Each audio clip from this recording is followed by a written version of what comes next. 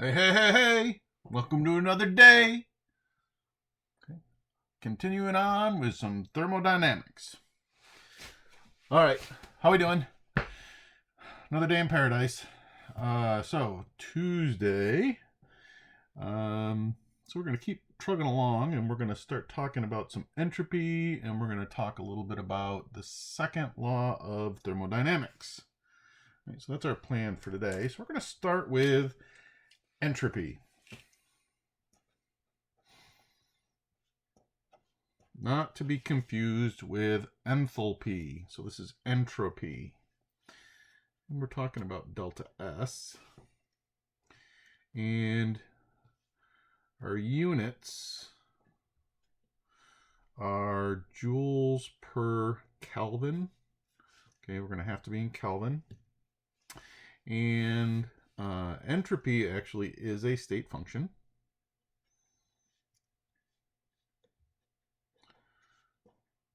So it doesn't matter how you get there. All right, it's what it is at that specific time. So it is a state function. So what is entropy? Well, it's the measure of the tendency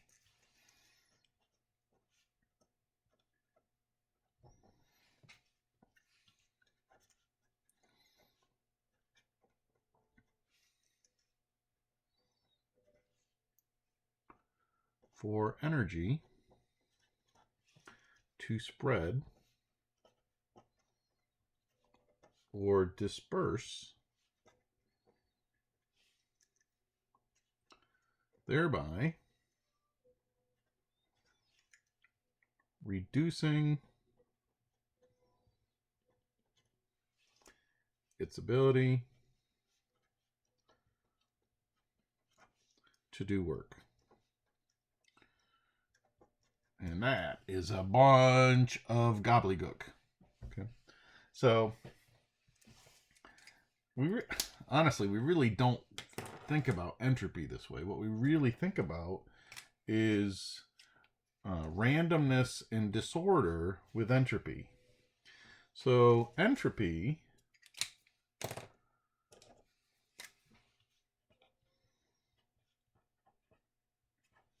reflects the degree of randomness or disorder associated with the particles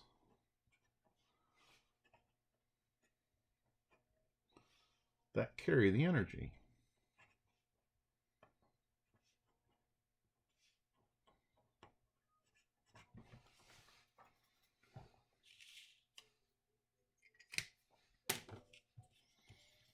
All right, so really what we're talking about when we're talking about entropy is we're talking about how ordered something is, how random something is, and there are different degrees of randomness. So let's start. Let's just start basically, and this is kind of what. So I start with my honors kids. All right, so let's say that this is a state of order.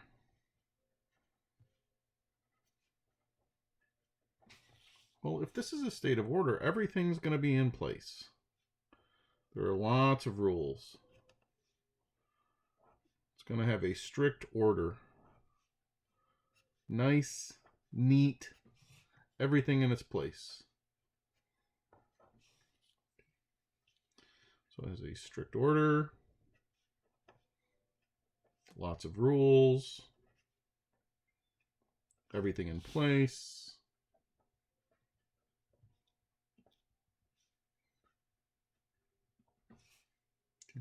So this would be low entropy.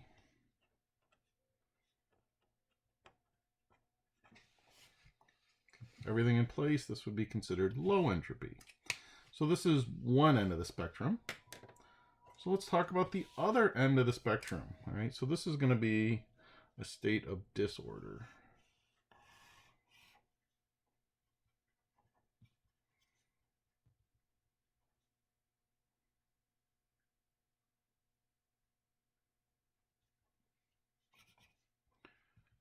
Disorder.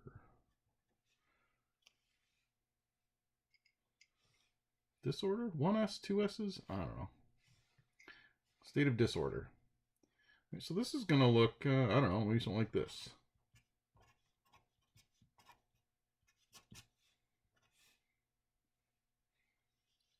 Random. Messy. No rules. Okay. Stuff everywhere. And this would be considered high entropy.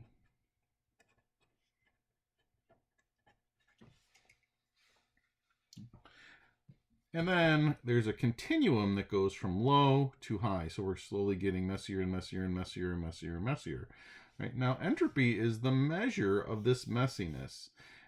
And the more messy it is, or the more disorder it is, the less work the substance can do. All right, so the less work the substance can do.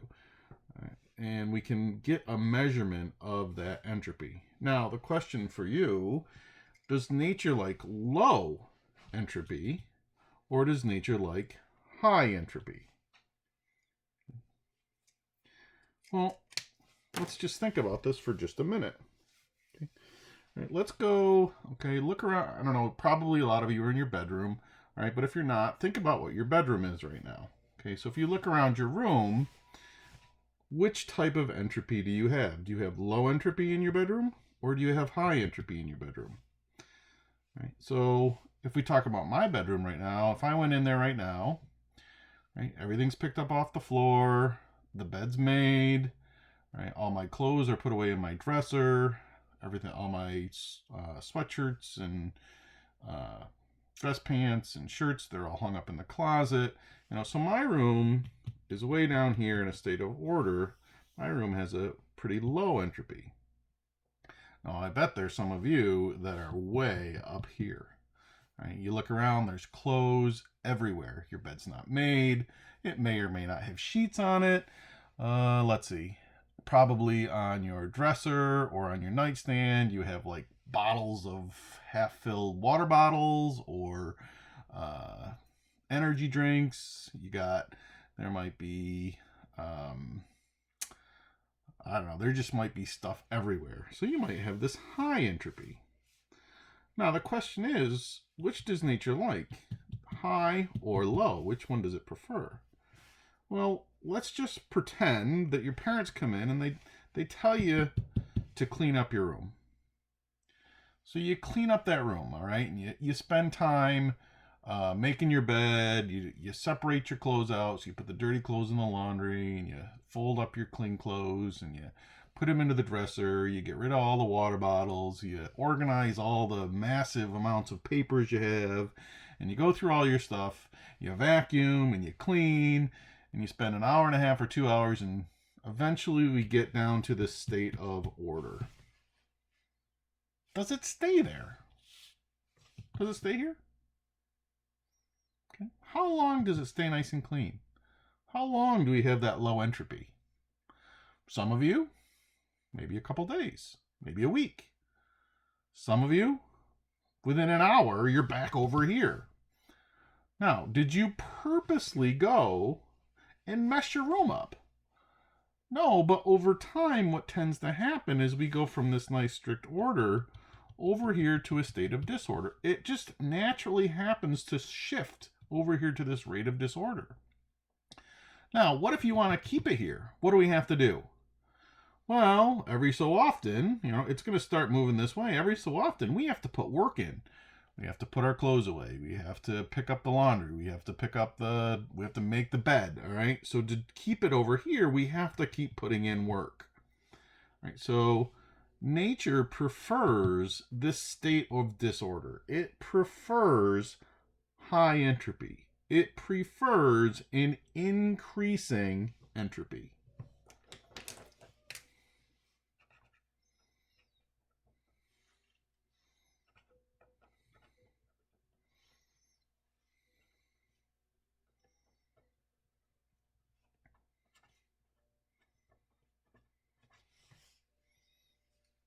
it wants that increasing entropy. It wants an increasing delta S. Okay, so nature likes high entropy. Now you can try this one, right? You can try it. So the next time your parents come in and tell you to clean up your room, you could just say to them, Mom, why do you want me to clean up my room? It's against the laws of nature. Okay? It's just going to go back to high entropy anyways. I don't know if that'll work, but you can give it a shot. All right? So nature likes this high entropy.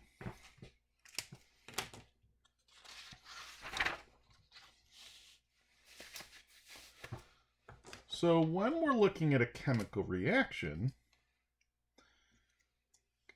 the phases of matter give us the best indication of how entropy is changing. So let's just write this. Phases of matter give us the best indication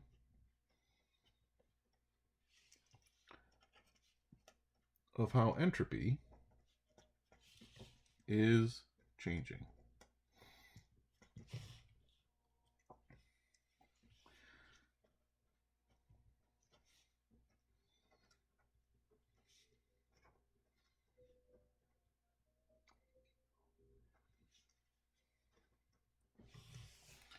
All right, so we got solids, liquid, aqueous solutions, and a gas. So which one of these has the lowest entropy? Which one is the most organized, has the least amount of disorder? And that would be solids. So we have that strict, rigid geometric pattern. Everything is in its place. Nice, neat. Okay, so solids have low entropy. All right, well, what's the other end of the spectrum? Which one has the most disorder or is the most random? Well, here are my gases, all right? How do they move? Constant, random, straight line, motion, right? So gases have high energy or high entropy. This is actually the order they go in from low to high. So liquids are a little bit more disordered, aqueuses are even a little bit more disordered, and gases have the highest entropy.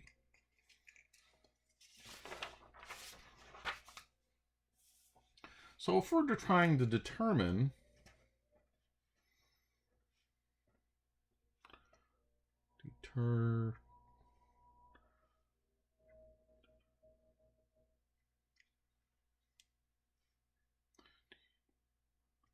determining delta S in a reaction. Okay, so when we're trying to determine the delta S, or the change in entropy in a reaction, we're going to look at phases and numbers of each on each side of the equation. So let's try this a couple times. Let's say that we have this equation, 4Fe solid plus 3O2 gas going to 2Fe2O3 solid. And I want to know what's going on with entropy. Okay, I want to figure out what delta S is. Well, we're going to look at the number and kinds of phases that we have.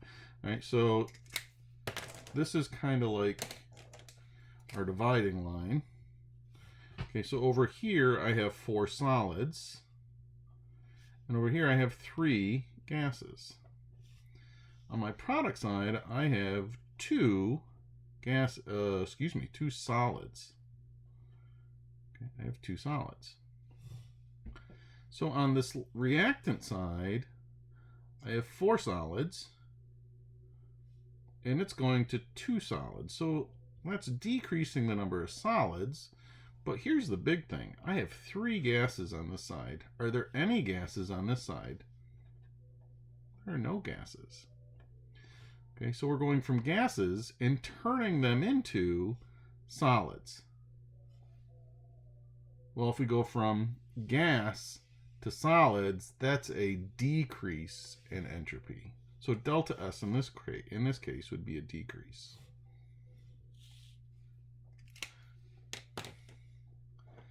Let's try another one. Let's say we have 2 H2O liquid going to 2 H2 gas plus O2 gas. Well, again, this is my dividing line. On this side, I have 2 liquids. Over here, I have 2 gases. So actually, I have 3 gases because this is a 1. So I have 2 liquids on this side becoming 3 gases on this side. Well, if we go from liquid to gas, that's an increase in entropy. That's an increase in entropy. Right, so that gives you a general idea of what's happening with delta S in these equations. Now, really what we're going to end up doing is we're going to be calculating numbers with delta S.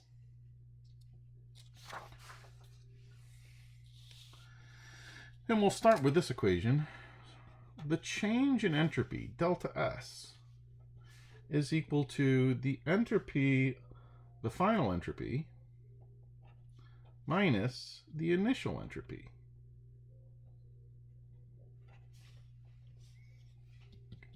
Final minus initial. Final minus initial. So if we do this equation and delta S turns out to be positive, that's an increase in disorder.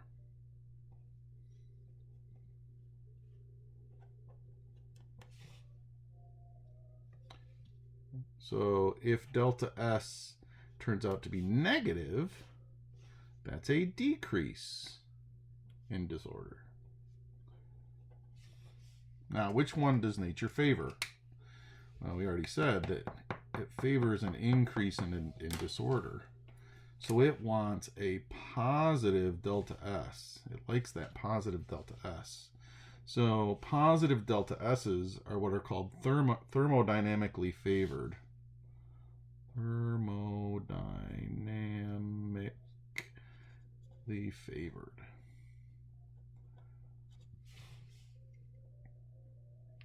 So it likes that positive delta S. All right, well, let's get into some calculations. And we're going to start with heat transfer. Delta S and heat transfer. Now remember, Q is our heat. And you've seen Q lots of times. Q equals MC delta T, Q equals MHV. We're going to talk about some other Q's here in a minute. Now, just so you know, Q, or heat, is not a state function. Okay, Q is not, or heat is not a state function. Now, we're going to start for reversible reactions.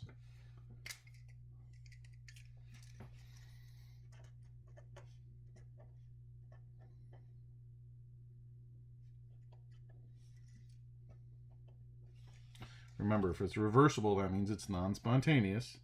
Okay, so we have these reversible reactions, and we're usually talking about equilibriums is what we're talking about. All right, so in reverse reactions, our Q can only have one value.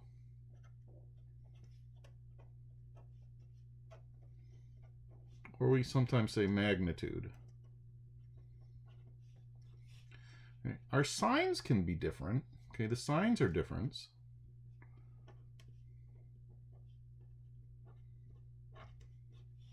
But the magnitude is the same. Magnitude, yes. So if Q forward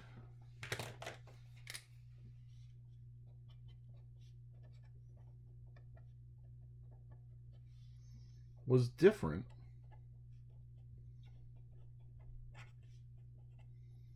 than Q reverse,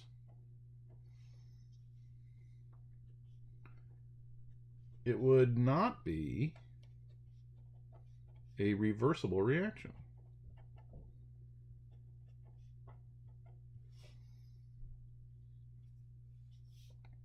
Okay, so if it's a reversible reaction, Q forward has to equal Q reverse.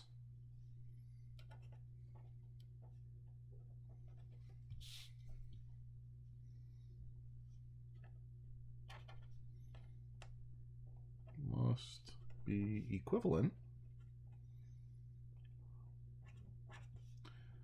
to Q reverse.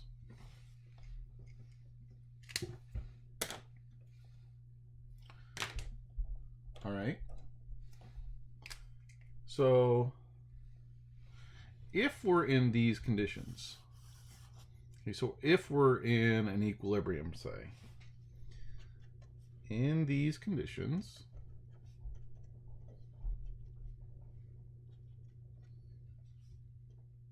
we can relate heat transfer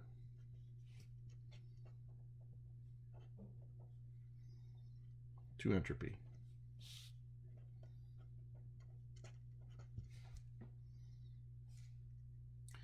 And what type of equilibrium are we really going to be looking at here? Well, these are going to be phase change equilibriums. So we're going to use phase change equilibriums.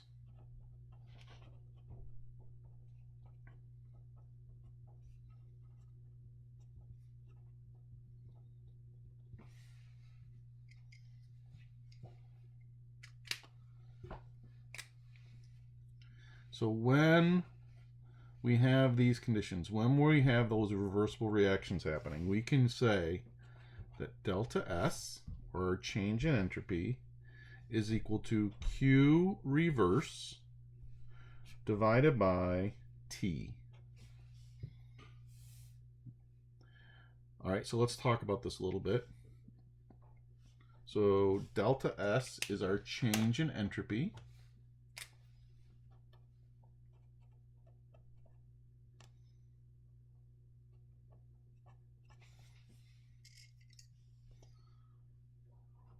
This is our heat transfer.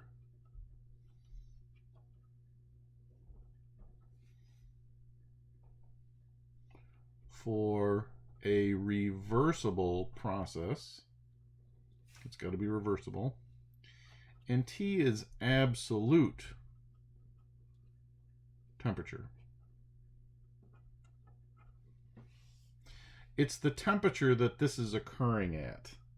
Okay, it's the temperature that this is occurring at. And if it's absolute temperature, it's going to be in Kelvin. So this is going to give us a measure of entropy for a different reaction at a very specific temperature.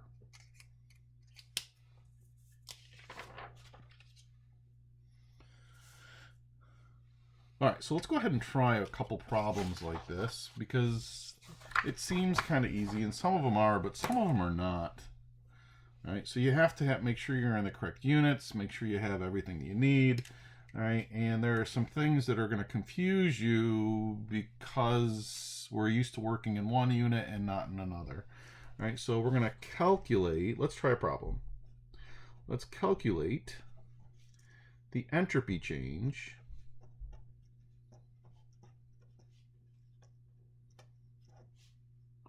for 1.0 moles of liquid water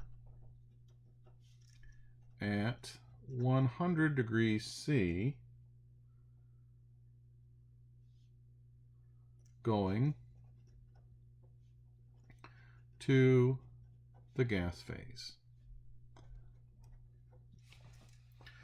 All right, so couple things that we want to look at as soon as you see the problem, right? So we're talking about phase equilibriums, obviously. So we're going from liquid to gas, right? So in general, when we're talking about liquid to gas, what's delta S doing? Well, delta S is increasing.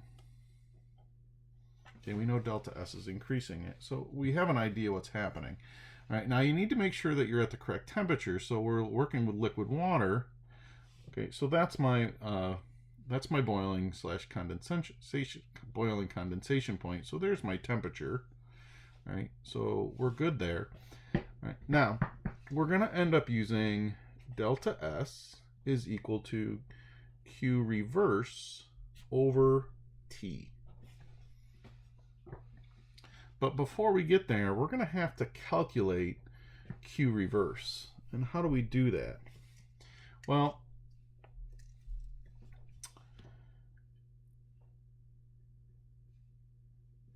your Q reverse, how do I want to do this? Your Q reverse is going to equal the number of moles times what's called your delta H of whatever phase change you're doing. So in this case, it's the delta H of vaporization. All right, and we used to calculate, where do I want to do this? I'm going to come over here for just a second. We'll come right back to this. We used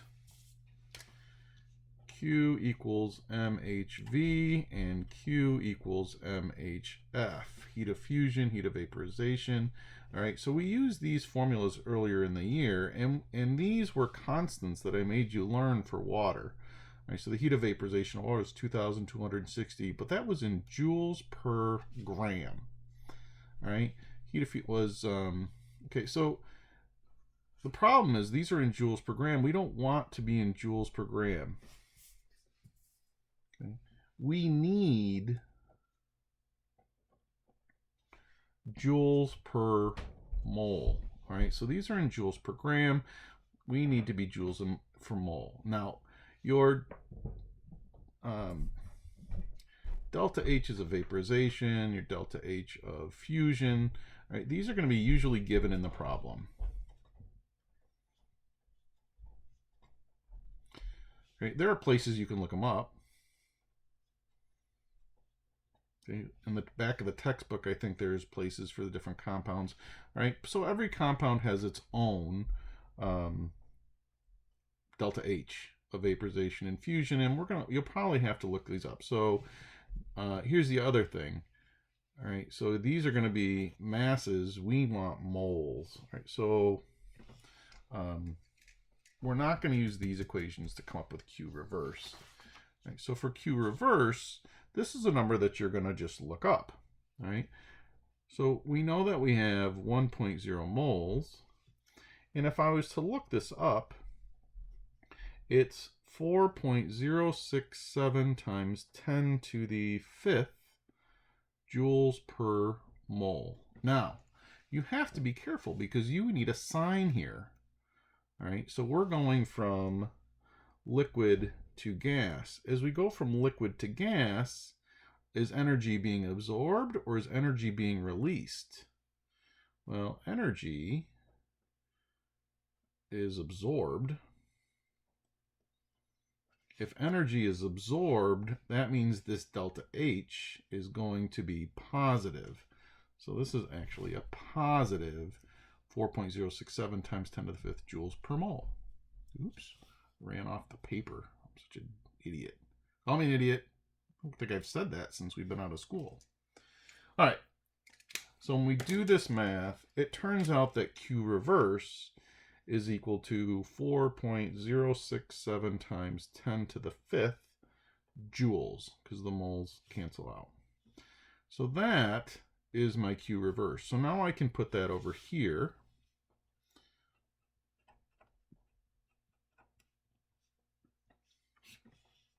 And I know the temperature, but can I use 100 degrees Celsius?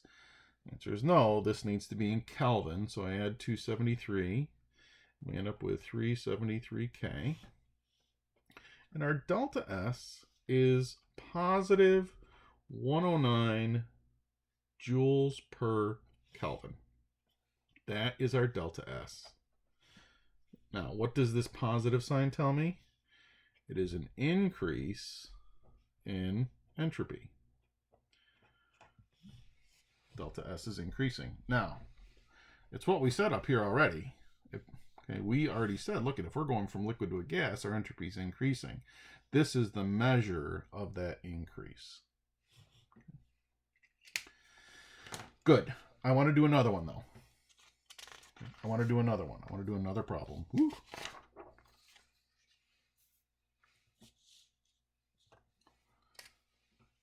Mercury has a normal freezing point of negative 38.9 degrees C, and its entropy of fusion is equal to 2.29 kilojoules per mole. What is the change in entropy when 50.0 grams freezes? Okay, so we're taking 50.0 grams of mercury, we're freezing it, and we want to know what that entropy change actually is. All right, so now let's think about this for a minute. So we're taking a liquid, okay, we're taking Hg liquid, and we are turning it into Hg solid. So that means my delta S better be decreasing. My delta S better be decreasing, which means it's going to be negative, or it better be negative when we get to the end. Now we have some steps that we're going to have to take. So first of all, okay, it's given to you in grams. All right, that's going to be an issue. All right, we got kilojoules here. That's an issue. We're in Celsius here. That's an issue. So we have unit issues. So you're going to have to be careful when you're dealing with these problems and your units. So the first thing that I'm going to do is I'm going to figure out how many moles of mercury I have. Okay, so I'm going to figure out moles of Hg. Number of moles equals given mass over gram formula mass. I have 50.0 grams. Okay, if I look up the gram formula mass of mercury on the reference tables, it is 200.59 grams per mole. So it turns out that I have 0.249 moles of mercury. Right, so that's the first thing I would do. And now the next thing I would do is I would go ahead and I would calculate the Q of the reversible reaction. So I would next go Q reverse equals number of moles times my delta H of fusion. Well, I already have my number of moles. It's 0.249 moles. And this is a negative 2.29 kilojoules per mole. Now, why did I put a negative sign there? Well, if we're going from a liquid to a solid, are we absorbing energy or is energy released? Well, we go from a liquid to a solid, we don't have to add energy. Okay, energy is released. So that means I have to have a negative sign. So this ends up equaling a negative 0.570 kilojoules. I don't want to be in kilojoules. I need to be in joules. So that is a negative 571 kilojoules. This should be negative 571 kilojoules, or joules. Having trouble. Okay, so now that that's in joules, now I can finally calculate delta S. Let's use pink. Delta S is equal to Q reverse all over absolute temperature. Well, negative 571 joules divided by, I need to convert that to Kelvin, and that's 234.1 K. And it turns out that our delta S is a negative 2.44 joule per Kelvin. Okay. And our entropy is definitely decreasing. All right, so there's a couple problems using that first equation. Now, this equation is going to be used, it's got to be used during a reversible process. Generally, it's going to be used during phase changes. Okay, you got to remember that. You have a spontaneous process, this is an issue. Okay, all right. So the last thing we're going to do today is we're going to introduce the second law of thermodynamics.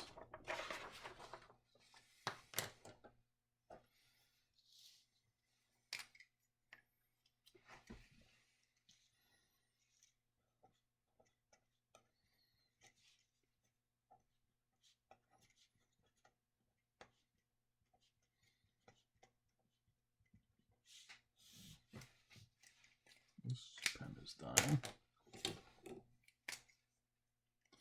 So the second law of thermodynamics says this. There's a couple things that we got to write. The universe favors changes that increase entropy.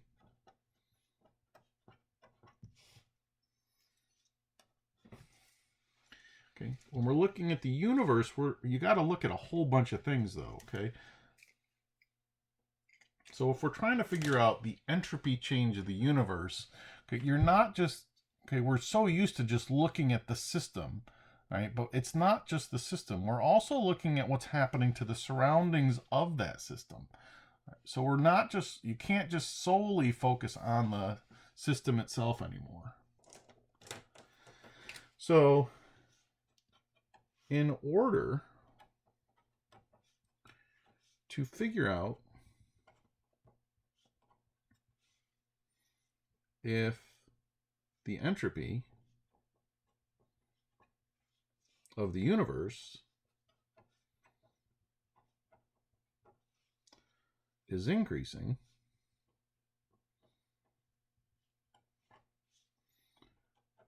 we need to look at both the system and its surroundings. We need to look at both. So, I don't know. Let's go back to an ice cube. If the ice cube is our system, everything around it is its surroundings. And if we're trying to figure out what's happening to overall entropy in the universe, I can't just focus on the system. I can't just focus here. I also have to focus on what's happening around it, right? Because we're talking about the universe, and the universe includes everything. So this could change, right? The entropy of this could change specifically, but there also could be entropy changes that this causes to change in the surroundings also, and we have to take into account for that. Right? That's all that this is saying. Now, this gives us an equation. Our change in entropy of the universe is equal to the change of S of our system plus the change in our entropy of our surroundings. So the total change in the universe, we have to add up the change in entropy of both our surroundings and our system. Now, that gives us a couple things, and it depends if we have a reversible or an irreversible process happening. So if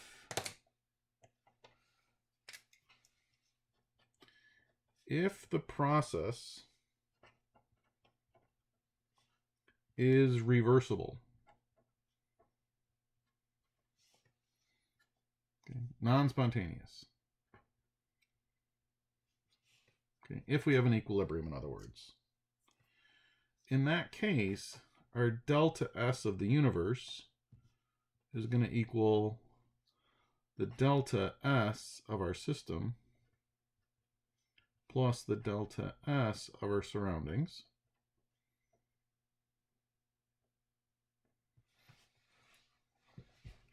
But if this is a reversible process, all right, so let's say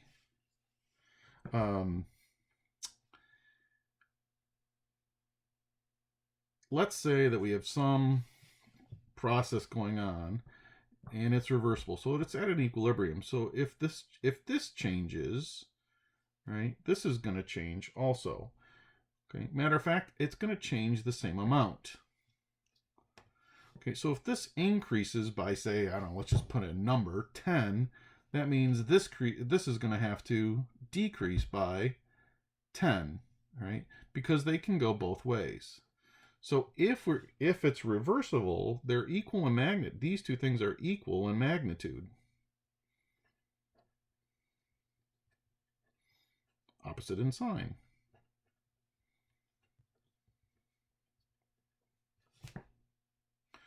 So if they're equal in magnitude and opposite in sign, okay, and it's reversible, does it change our entropy of the universe? Well, if this is positive 10 and this is negative 10, this whole thing has to equal 0. So in this reversible process, our change in our universe is equal to, there is no change in entropy. So in a reversible process,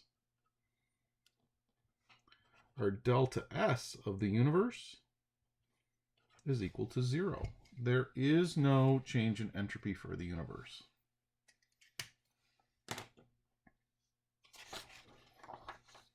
Well, what if delta S is irreversible?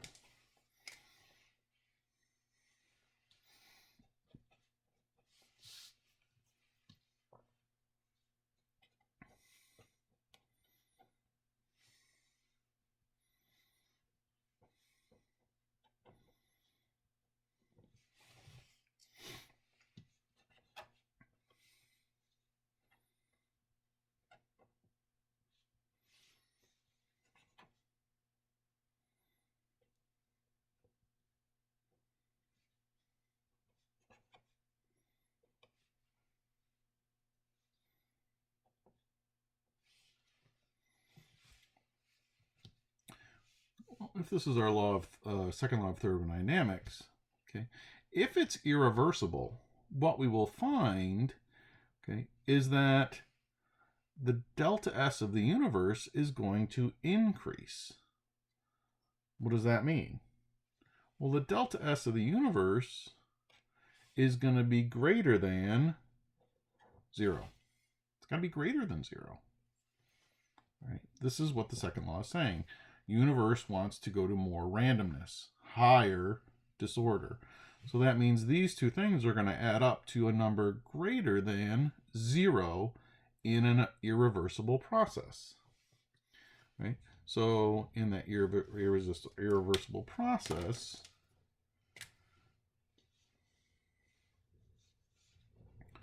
it will cause entropy of the universe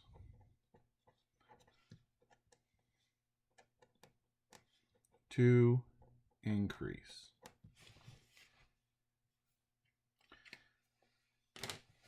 All right. So in this case, my magnitudes are not the same.